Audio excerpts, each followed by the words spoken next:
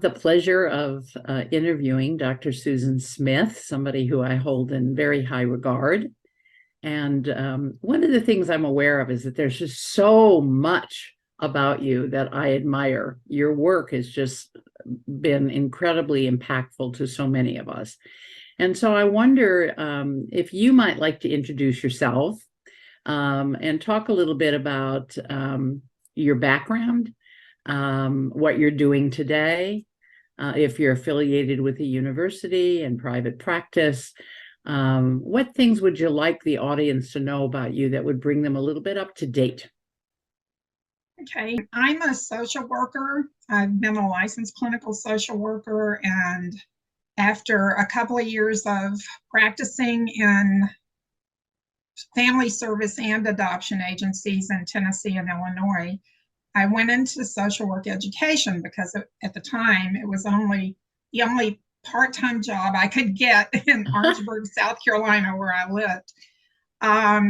I often will tell students they always feel like they need to know exactly what area of social work they want to go into. And, they wrestle with, do I want to do child welfare or work with the elderly, et cetera? And I often tell them that it's often just sort of serendipity what trajectory your career takes, that you look at what job offers you have, and sometimes you only have one and you take that and you work for a while and then you see what else you want to do. And it's not like you in school plan out exactly what you're going to be doing. And my career was a lot like that. I went into social work education thinking I'd really rather be in practice, but within maybe 5 years, I really would rather be in social work education. So you kind of find your way as you go, I think. Yes. After teaching in South Carolina in a predominantly Black college, I moved to Illinois for my husband to go to grad school. And I worked for a Lutheran agency in adoption. And then, first of all, I should say in Tennessee, I worked in an adoption agency that also did family services counseling. So I had a mixture. And by the time I started in teaching, I had worked with all members of the adoption triad, with several cases. I taught for a while, a long while actually, in Illinois, and ended up retiring from there. And then since that, I've worked for the Donaldson Adoption Institute for many years, and also have worked on about 15 different federally funded grant projects. Wow. From everything from respite programs for medically fragile children to a long time of post-adoption services. So that's pretty much where I come from. My goodness, what a rich history. That's a very rich history. Oh, and I was going to add my final swan song. I completely retired a couple of years ago, and I worked with the Center for Adoption Support and Education in co-writing online curricula for teaching adoption competence to child welfare workers and another one for mental health workers. Yes. And I really enjoyed that because I got to kind of pull together every thing that I'd ever done in terms of integrating that with other people's research. Well, I think of you as a researcher. Am I wrong? No. I started actually my very first research project was on when I was in the historically Black college on the role of white faculty in predominantly Black institutions. Oh. And the president of the college facilitated that and wrote to other Black college presidents and asked them to help us participate and so forth. So when you get into a tenure track position, you have to publish. And, some of my early research was driven by that. And then once I got into adoption, it was, wide open in terms of my interests and things that I could do. What are some of the projects you've done connected to the field of permanency? My first study was on adoption disruption. And again, that was sort of serendipity because I was taking a doctoral research class at the University of Illinois. And the professor said, DCFS, the Department of Children and Family Services, wants someone to do a research project on adoption disruption. And Jean Howard, my longtime research partner, and I contacted DCFS and ended up doing that. We looked at 74, always before people had said an older age was the primary factor leading to disruption.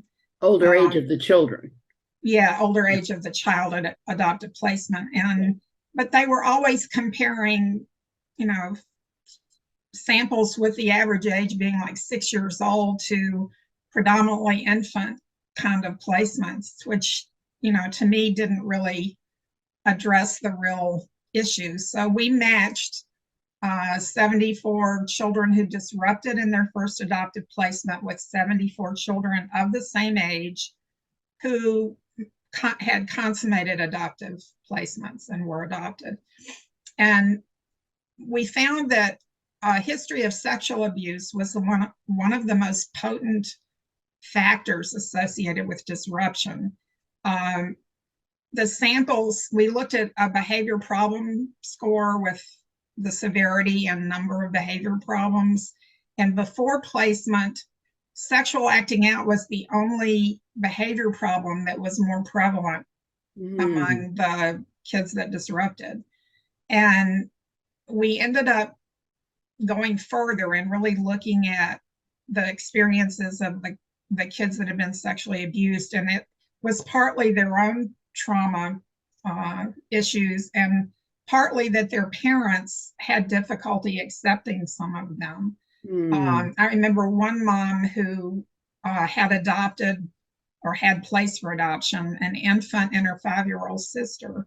And ultimately, they both were moved because she just could not accept the older girl. She said she felt terrible about it, but she viewed her as tainted. And just, innocent things like drawing pubic hair on a doll was perceived as a stigma, for a lot of these children. So it was not just the child's issues, it was also the parents' issues. Do you think that study helped DCFS to change how they interviewed and prepared families?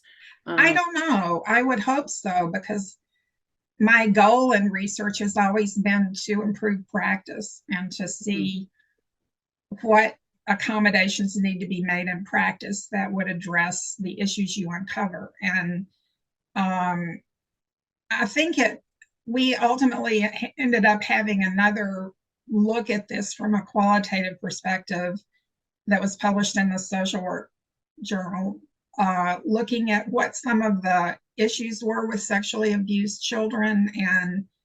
And about many of them, about half, were not known to have been sexually abused at the time they were placed for adoption. It was like one other thing that had happened to them among many. And, it was because of sexual acting out that they started looking at, what, and this little girl that I mentioned that was 5 had vaginal infection and would scratch a lot. And that was how that was uncovered. But it's just many of these children have so many things that have happened to them that continue to be threads throughout their development that are not even known to child welfare workers. That's such a sad thing for me that we don't have a way to go back and check and see how things are going over time. Yeah. There used to be something like that in Minnesota called RAP, and they used to go back every 5 years or so and double check. And I loved that notion of saying, we're here to support you. How's it going? Yeah. So that's such an important piece of research. And I know you also have done some research around the birth first parent issues. Right. I did that at Donaldson. I worked predominantly in the Lutheran Agency in Illinois. I worked predominantly with birth parents. And I even had one case where the birth parent had been adopted from this agency where I worked.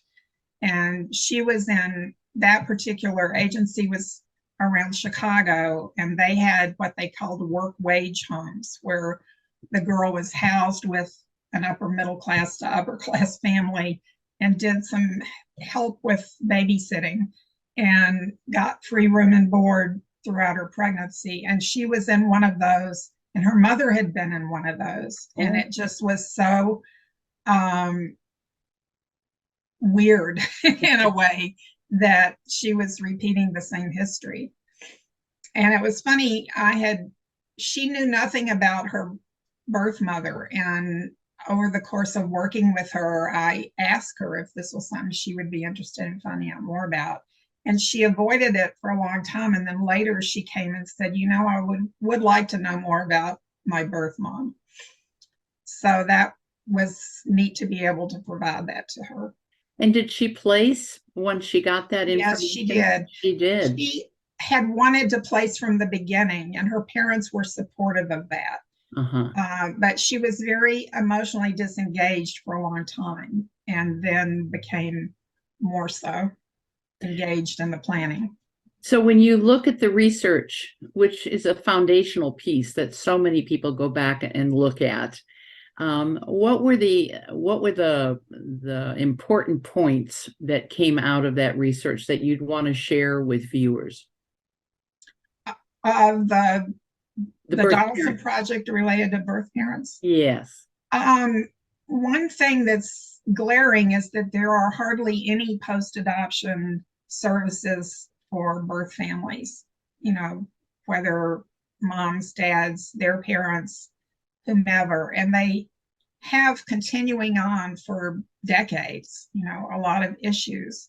And even in open adoption arrangements, these things are often sort of set up at the time of the adoption, and there's no follow-up or help to see how it's going, what issues there are, how they can be helped. Yes.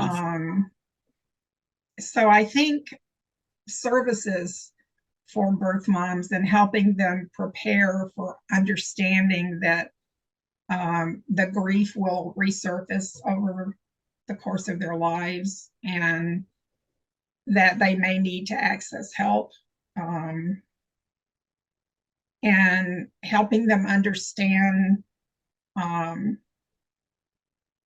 some of the needs of adopted children, of knowing their history and the importance of passing on to the child.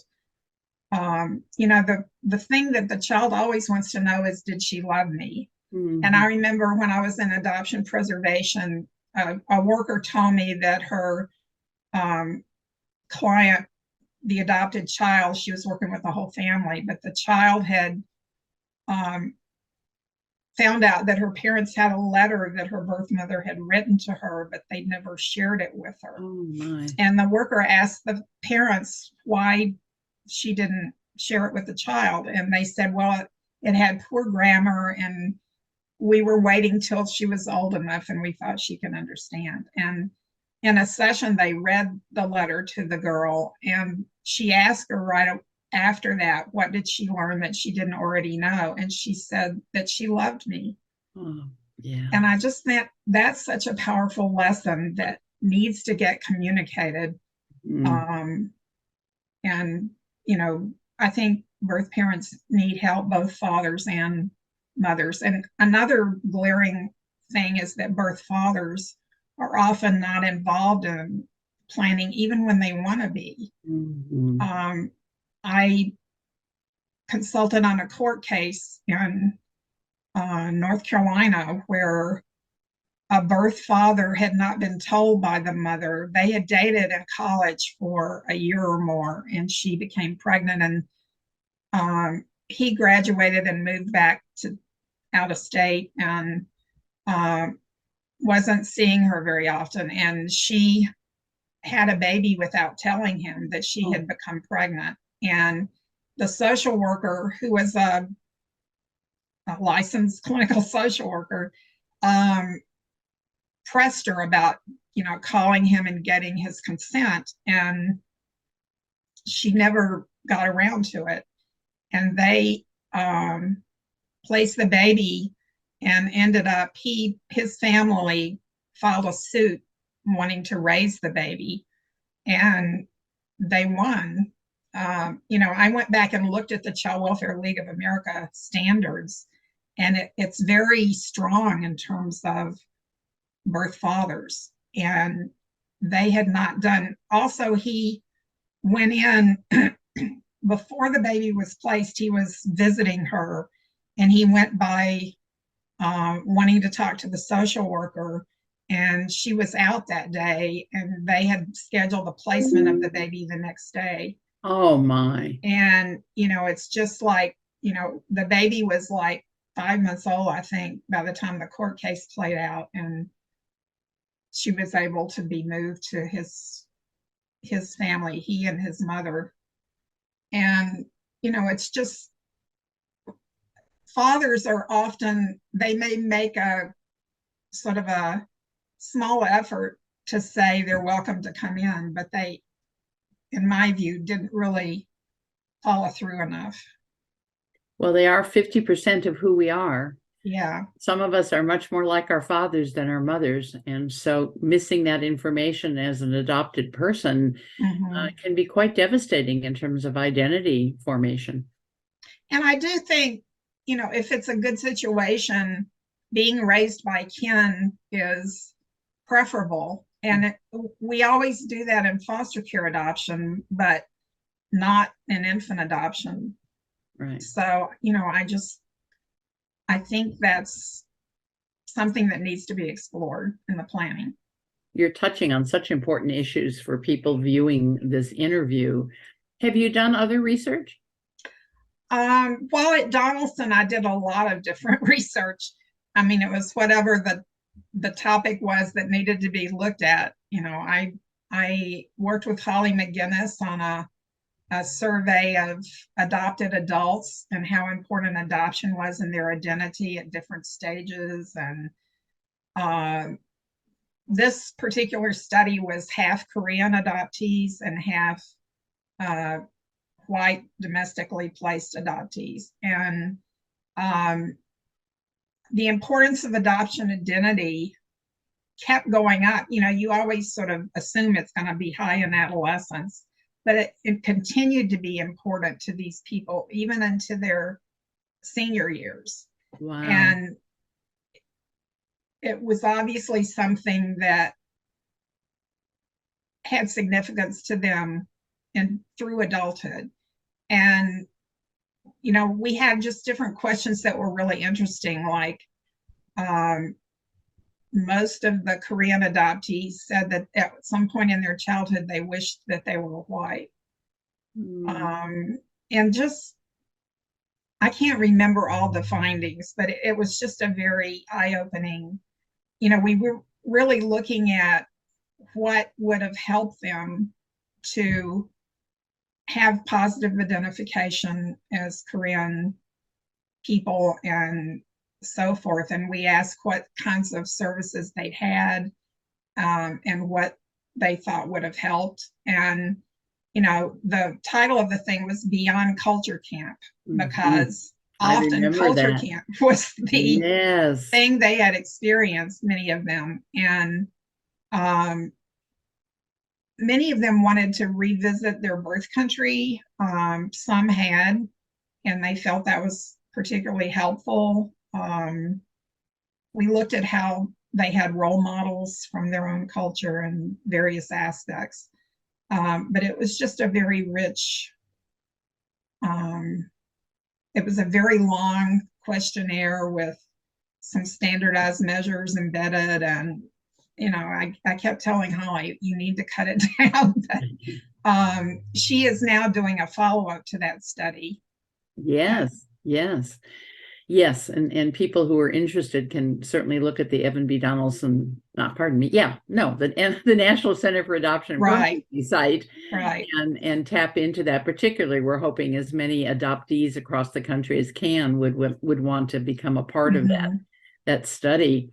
Evan B. Donaldson Institute, for those who don't know, existed and now does not exist. Mhm. But all that research that so many of the researchers connected to the Donaldson Institute has been brought over to the National Center of Adoption and Permanency. So this interview, we really haven't talked about research with others. This interview that's touching on the highlights of this really incredible treasure of research can be tapped into through NCAP, and we would encourage people to do that.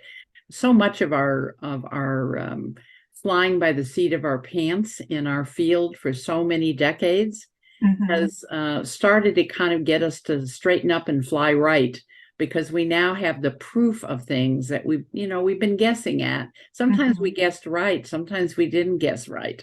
So, the role that you've played, and we've also interviewed David Brodzinski and others who, did contribute some important insights into our practice, which is why it's so wonderful to be able to talk to you. I also know you've written books. Yes. And I wonder if you could talk a little bit about, what topic areas. I love the one, of course, that you did on siblings. I'd certainly love for you to talk about that. You and Deborah edited.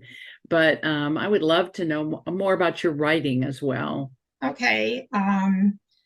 The bulk of my work has been on post-adoption services, and this was largely because we did the study on adoption disruption. We were known to DCFS, and they were one of the first states to have a statewide adoption preservation program that had a broad array of services. And they asked us if we would evaluate it. And they had a couple of federal grants over the years. We're back in Illinois, right? Are we back in Illinois? Yes, Illinois. Okay. And we stayed connected to that program. We would do periodic reevaluations, and we wrote a curriculum for their workers, because often when they hired new workers, they didn't have the background in adoption competence. And we put together a self-guided curriculum for them to prepare workers that had videos and various books and things in it. And we basically, for the whole time I was in Illinois, I think we started on this in the early 90s, and it continued really through 2010, 2014. Wow. And even after I retired, I've gotten calls from Illinois wanting to know, if I thought the curriculum needed to be updated and all these different things. And I've gone back to do training a couple of times, and it's just that association really sparked Jean and my focus on post-adoption services. And agencies that did adoption opportunities grants that were like 3-year to 5-year demonstration projects, they often would ask us to evaluate them. So over time, I was involved with, I was trying to count at least 15 different grant-funded service projects. And sometimes I was evaluating the project. Other times I helped, like I worked on one in Tennessee since I retired that was to better serve children with trauma backgrounds and provide links with mental health services, to work on the barriers that existed in the state to getting effective mental health services. And that was exciting.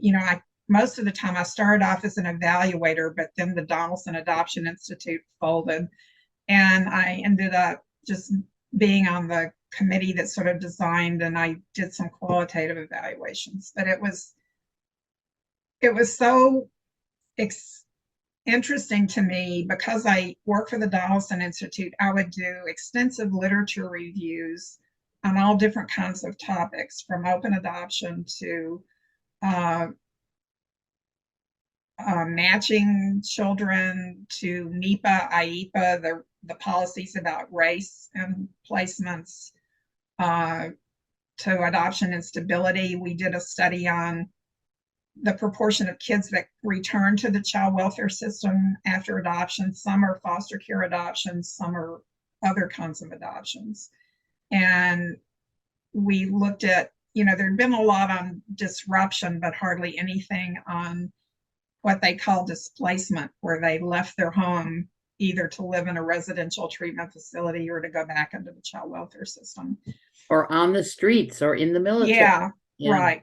And there was a study done called the Long Scan study that the federal government funded over a period of decades. And they followed children placed from foster care into adoptive families and compared them with children who stayed in foster care or basically were in long-term foster care. And they found that in the first decade or so, when the kids were like 6, 8, they were doing much better, the adopted kids, than the kids that stayed in foster care. But by the teen years, many of them were having a lot of problems that weren't being addressed. We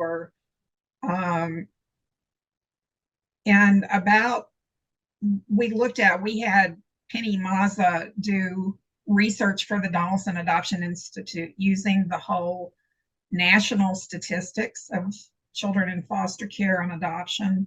And she was able to look at when kids left their families, what happened to them, were they reunited, and so forth.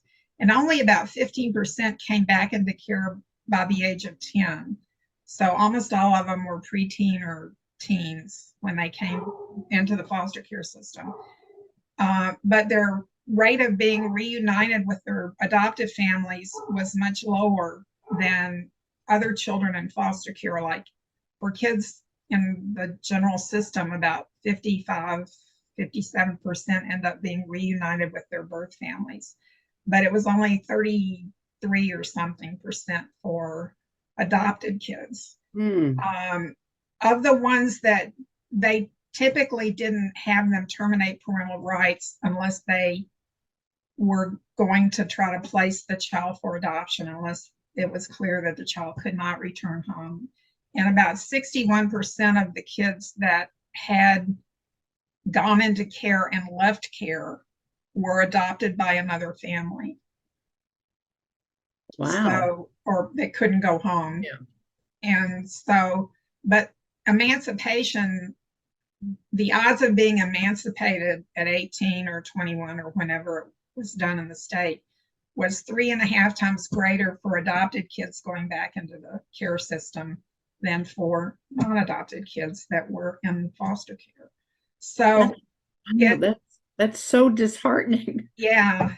Oh, and another study called the Long Scan study that I started to talk about found that 20 some odd percent, they looked at where kids lived when they were 17, and 87% were living with their adopted families at that time, but I think it was 28% had lived out of the home at some point during their adoption.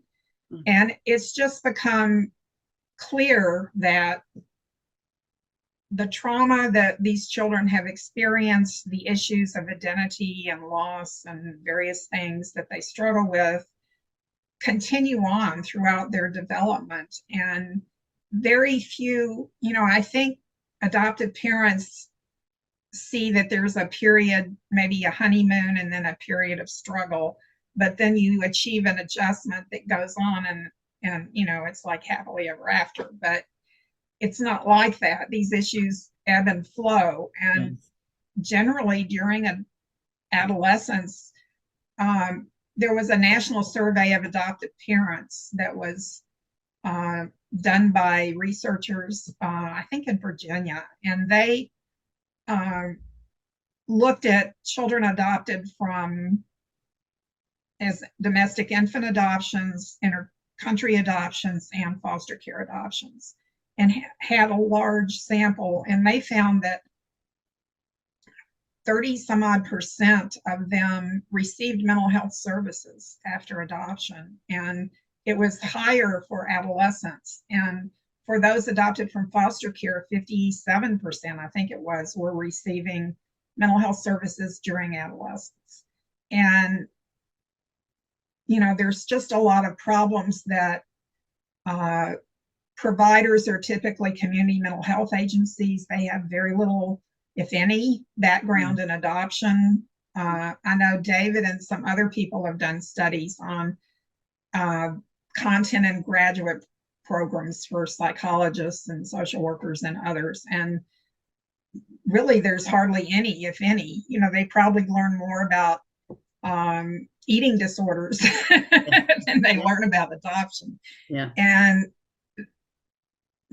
we've done surveys of adopted parents about what services they've had and what they need and what was helpful and what wasn't. And so many of them said they felt blamed by the professionals for their children's problems, and that they didn't understand, all these issues that the children were struggling with. And that's just something that needs to be remedied. And in addition to these kind of adoption education things that we do for a wide range of professionals, we need to get some kind of content in graduate programs, and at least help them understand that there are issues that they're probably not prepared to address, that they need to learn.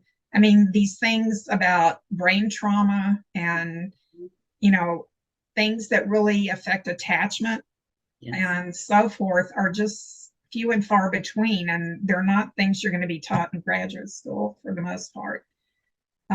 So we just got to do a lot better for families to be able to get services that work. Well, you have just covered like the waterfront. I mean, so much material. You're a walking font of statistics of information. You say you retired. What are you doing these days, and what do you feel like you still want to do?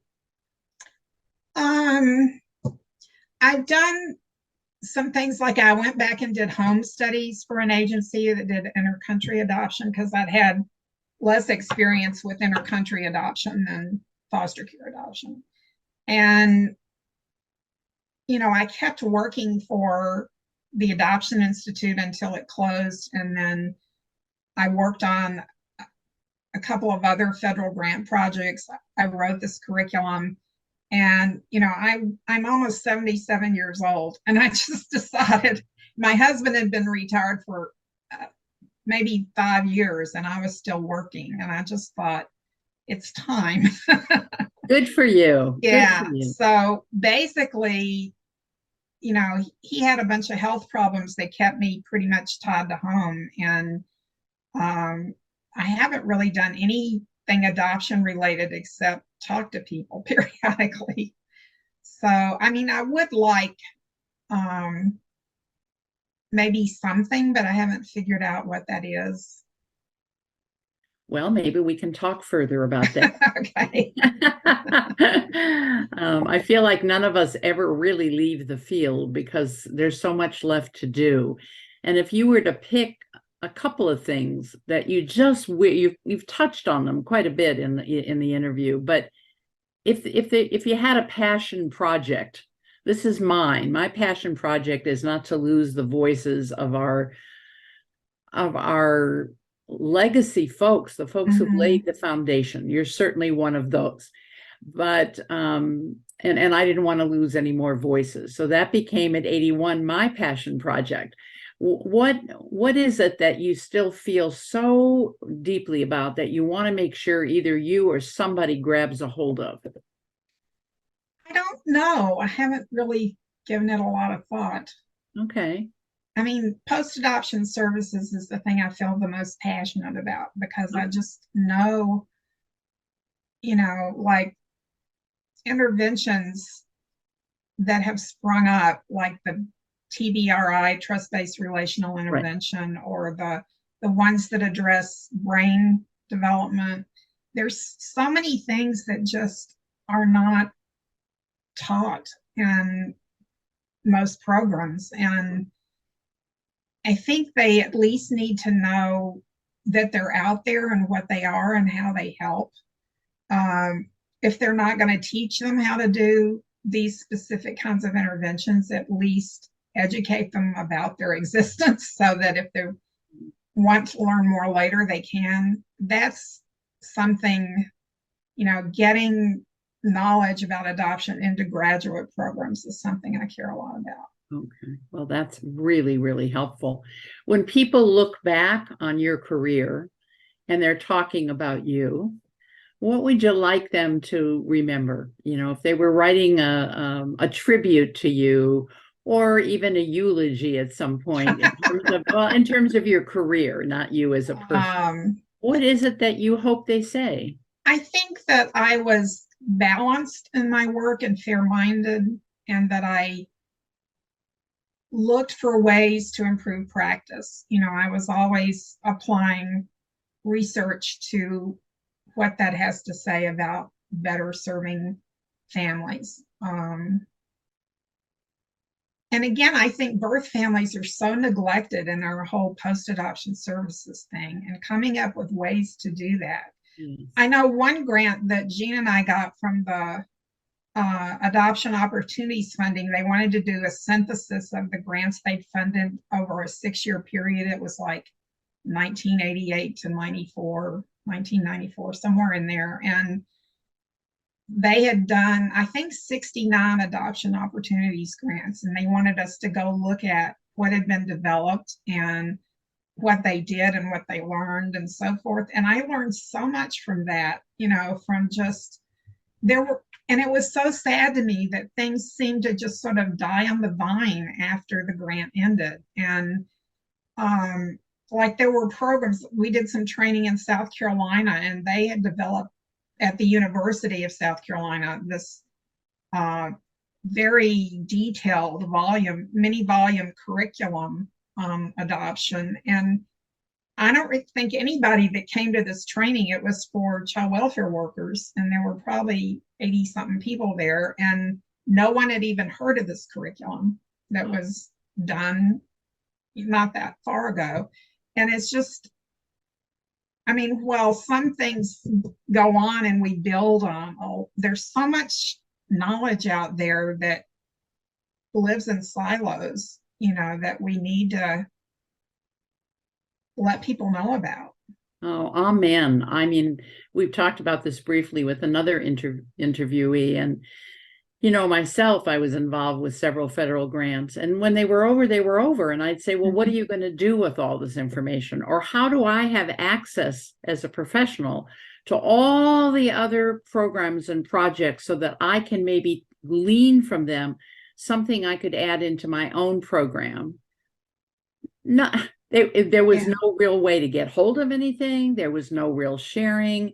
It always felt like a waste of money. And I've often wondered why, as a part of the grant, there isn't, when you submit for the grant, there isn't some requirement that you talk about when the grant is over, this is what we're going to do with the information or the project, or how we're going to keep it going if it's successful.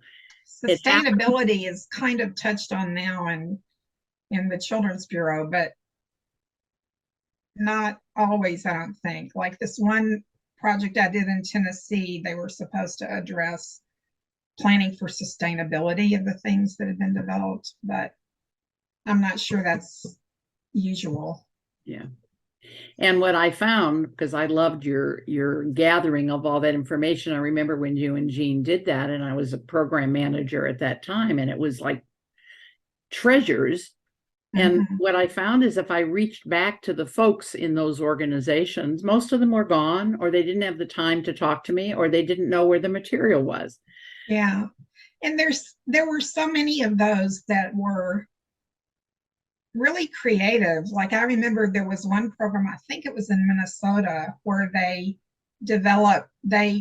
over the child's development, they would send these little newsletters. Yeah, they were called RAP. Yes. The families about what was common for adopted children to be doing at that developmental stage and so forth. And that could easily have been replicated, That was the most brilliant thing. Yeah. I just loved that they did that. Yeah. And there was another one, I don't remember where it was, but they used therapeutic graduate students and I think some undergraduates to do an after school program for adopted youth. Wow. And they, developed, I'm sure there was supervision, but they developed and implemented this program 1 day a week after school. And it was such a neat thing for the students as well as the children. And it was a way for them to have relationships with other adopted children, which I think is so important for kids. Well, I want to thank you because you have contributed so much to the Thank field. you. And you point out in this interview how really precious research is. That we can't just continue to not validate. It always reminds me of that story about the ham, And do you know that story? No, I don't think so. Well, it's just a perfect example here of, the man gets married and his wife serves him a ham and the ends are cut off. And he says to her, "Why are the ends cut off of the ham?" And she said, "I don't know. It's how my mother did it." So the next time they eat at her mother's house, and he asks the same question. Mom serves ham on Sunday night. He says, "How come the ends are cut off?" She goes, "I don't know. You'd have to ask Grandma, my mother." So finally they did. They asked, Grandma, and Grandma said, "I don't know why they do it. I had a small pan." So, I think what we do so much in our field Yeah. is do what they've done before without questioning. Is it relevant? Who developed it? Why was it done? Why do we keep doing it? And that's what research gives us. And so I thank you and Jean Howard and David Brodzinski and Hal Grodevant and Ruth McCroy and all of the wonderful researchers, Holly McGinnis, all of you who really create the framework for our practice. And so I thank you for that. Thank you. And thank you for this interview. Sure. Thank you, Susan. Thanks, Sharon. Be well and enjoy your retirement. Okay.